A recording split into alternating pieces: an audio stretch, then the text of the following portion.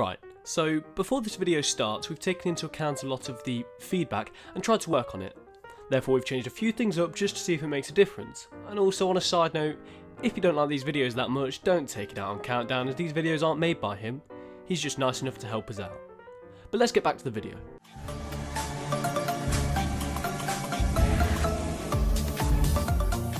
Despite the WWE's current PG stance that has fans split down the middle, it's needed to say that in the past they have been seen as sexist, racist and overall explicit, and so much so that it's hard to prioritise specific moments. However, I'm Johnny from Inkspotwrestling, and this is my opinion on the top 10 most explicit moments in WWE history, brought to you courtesy of Countdown Wrestling.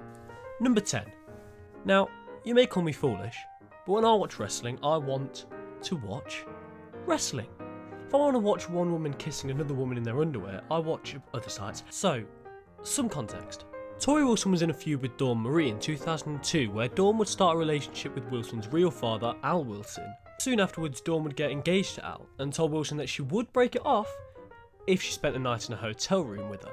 Though, Dawn would later reveal that this was a lie, and anyway, the feud ended after Al died due to vigorous fun. This isn't comfortable to make. And both women had a stepmother versus stepdaughter match at the Royal Rumble, which Tori was victorious. Number 9.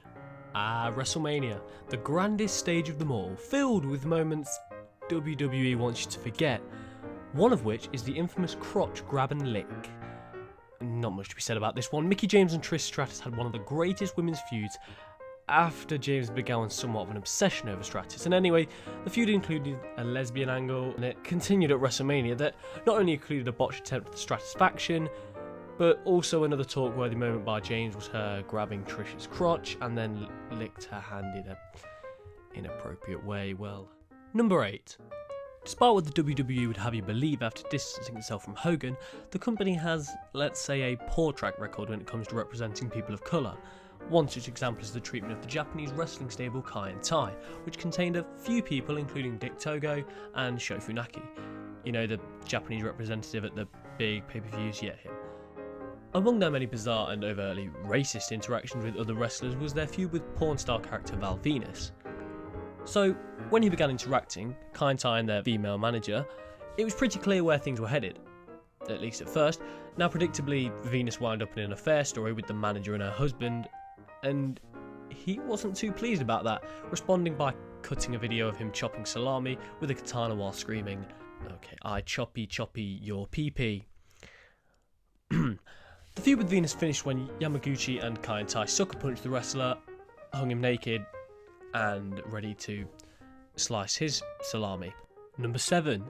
In what may have begun as a very drunken meeting between horny WWE writers, Raw came off as possibly the most desperate attempt at ratings in its often interesting career. On an episode of Raw, Eric Bischoff came out during the second segment to promise, and I quote, "hot lesbian action." The show was riddled with teases and constant reminders of something everybody knew was going to reek of, well, uncomfortability, with Spike Dudley getting a glimpse of the lesbians in their dressing room, and Bradshaw, Goldust, Booker and Kane, the good old lads, getting beers while waiting for the show. And the most humiliating piece of the pie was Raw announcer Jerry Lawler's annoying comments during every single segment of the show leading up to the HLA.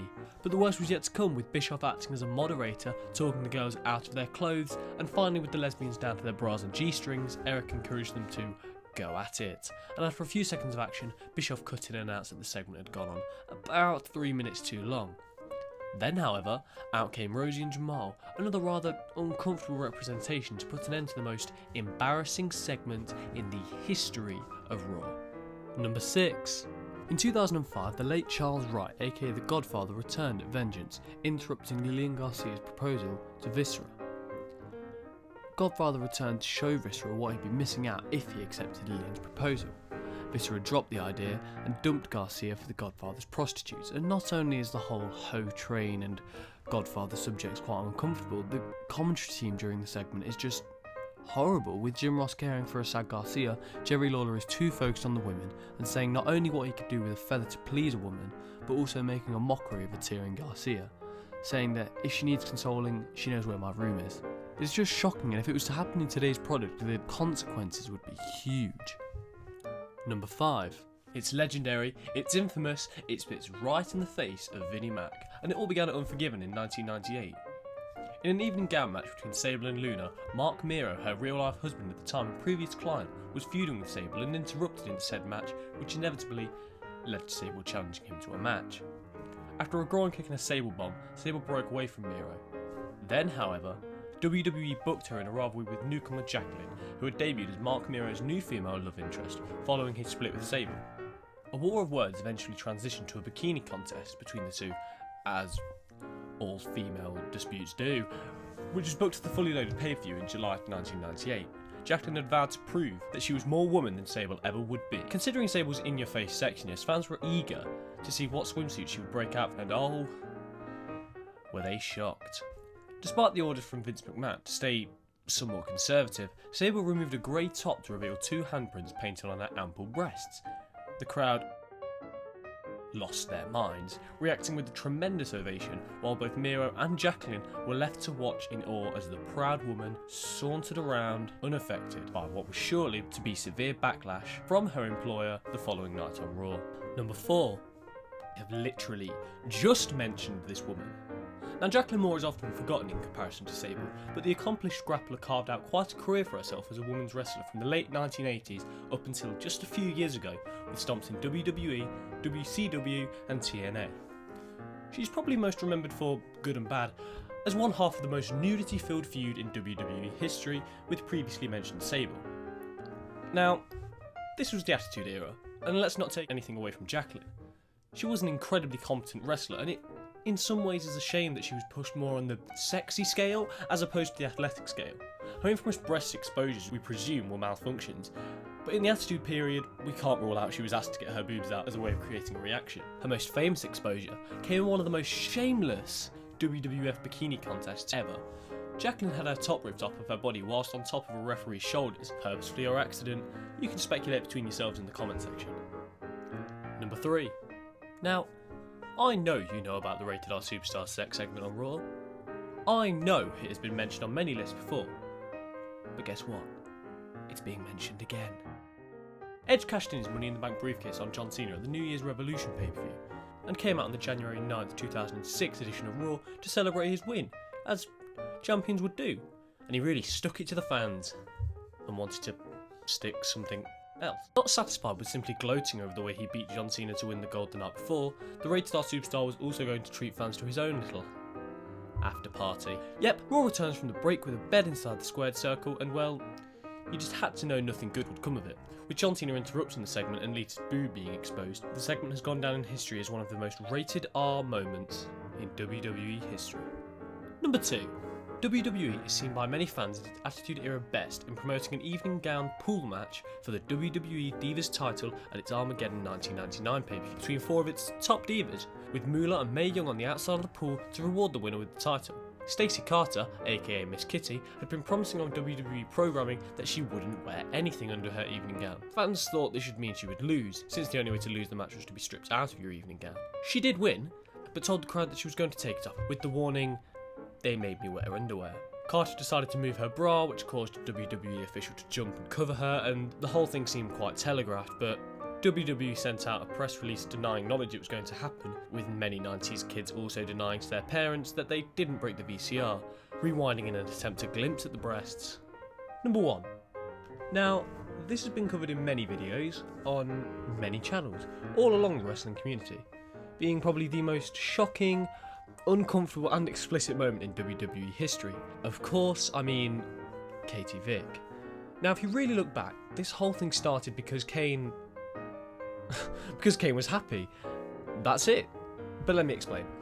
Triple H decided to attack Kane's tag team partner, the Hurricane, to then reveal to the world that Kane was a murderer as he killed Katie Vick. And this would basically be like me finding out somebody got a promotion and stabbing his wife. There's no good reason for it, but Triple H plays by his own rules. The following week on Raw, however, Kane explained his side of the story. Kane, a man who's known as a monster, swerved in order to avoid hitting an animal. Okay, I can accept that. They crashed, he broke his arm, but she was killed instantly. Although, Mr. The Game said that Kane was also drinking that night, but as ridiculous as Kane's explanation is, it gets a whole lot worse. Now, Triple H lets the world know that Kane loved Katie Vick, and that wouldn't be all bad, but the autopsy found Kane's junk inside of her, and this leads to one of the most word? Interesting lines in wrestling history when Triple H asks, did you force Katie Vick to have sex with you while she was alive, or did you just wait and do it to her when she was dead? As unbelievable as all that is, it got even more unbelievable when Triple H put on a reenactment of Kane's love affair with Katie Vick. Yes, Triple H reenacts the sex scene between Kane and Katie Vick. Triple H was so dedicated to his role as Kane that he stripped down to his jockstrap to perform sex on a mannequin who played the role of a dead woman. But even this was not enough for the golden shovel, so he made the next logical move that any sane man would obviously do, and interviewed a dead woman. Now what you can't forget is that this was after Triple H retained his title at No Mercy. Think about that. He literally had no reason to destroy Kane, except to ruin a happiness that Kane had long since forgotten. Still, it's a compelling interview where Triple H uses many puns with dead involved and accuses the Big Red Machine of having a small, red, burnt wiener. And that was it. A huge thanks to Countdown Wrestling and those watching at home. Don't forget to like, comment and subscribe. Also, if you enjoyed this video, why don't you hop over to our channel and check out some of our other videos.